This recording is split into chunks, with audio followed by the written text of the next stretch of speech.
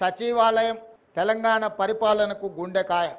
తెలంగాణ ప్రజల యొక్క ఆకాంక్షలు నెరవేరాలన్నా, తెలంగాణ రాష్ట్ర అభివృద్ధి జరగాలన్నా ఈ సచివాలయం నుంచే విధానపరమైన నిర్ణయాలు జరగాలి.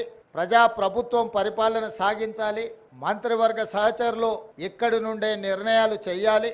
ప్రజలు వాళ్ళ యొక్క విజ్ఞప్తులను, వాళ్ళ యొక్క సమస్యలను తెలియజేయడానికి ముఖ్యంగా మంత్రులు ప్రజలకు అందుబాటులో ఉండాలి. ఇది సచివాలయ విధి విధానాలు. కానీ 10 సంవత్సరాలు మంత్రులు కానీ, ముఖ్యమంత్రి కానీ, ఆనాటి ప్రజాప్రతినిధులు ఎవరు కూడా ప్రజలకు అందుబాటులో లేకపోవడం, ప్రజలకు సచివాలయంలోకి ప్రవేశమే నిషేధం జరిగింది.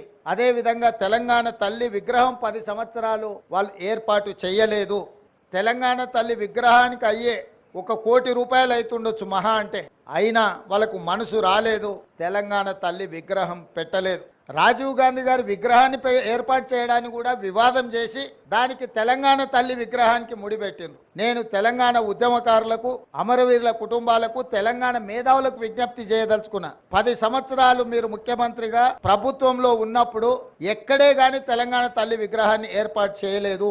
అందుకే ఈ రోజు కాదు, జూన్ 2 నాడే నేను చెప్పిన, సచివాలయం లోపల తెలంగాణ ప్రజలకు పరిపాలన గుండెకాయ అయిన సచివాలయంలో తెలంగాణ తల్లి విగ్రహ ప్రతిష్టను ఏర్పాటు చేస్తామని జూన్ 2 నాడు నేను అధికారికంగా ప్రకటించిన. అందుకే ఈ రోజు అక్కడో ఇక్కడో ఎక్కడో కాకుండా తెలంగాణ ప్రజల గుండెకాయ అయిన సచివాలయంలో తెలంగాణ తల్లి యొక్క విగ్రహాన్ని పెట్టాలి అని ఈ ప్రజాప్రభుత్వం నిర్ణయం తీసుకొని ఈ రోజు శంకుస్థాపన కార్యక్రమాన్ని మనం ప్రారంభించుకున్నాము. డిసెంబర్ 9 మనం విగ్రహాన్ని ఆవిష్కరించుకోబోతున్నాం. డిసెంబర్ 9కున్న ప్రత్యేకత మీకు తెలుసు. కేంద్ర ప్రభుత్వం యూపీఏ చైర్పర్సన్ శ్రీమతి సోనియా గాంధీ గారి నాయకత్వంలో ప్రధానమంత్రి మన్మోహన్ సింగ్ గారు, అదే విధంగా కేంద్ర హోంశాఖ మంత్రి చిదంబరం గారు తెలంగాణ రాష్ట్ర ఏర్పాటు ప్రక్రియ ప్రారంభమైంది అని డిసెంబర్ 9, 2009 నాడు వారు ప్రకటించడం జరిగింది. అదే తెలంగాణ రాష్ట్ర ఏర్పాటుకు పునాది రాయి, అదే ప్రారంభోత్సవం తెలంగాణ రాష్ట్ర ఏర్పాటుకు ప్రక్రియ మొదలైంది. అదే విధంగా మన నాయకురాలు తెలంగాణ రాష్ట్రం ఇచ్చిన శ్రీమతి సోనియా గాంధీ గారి జన్మదినం కూడా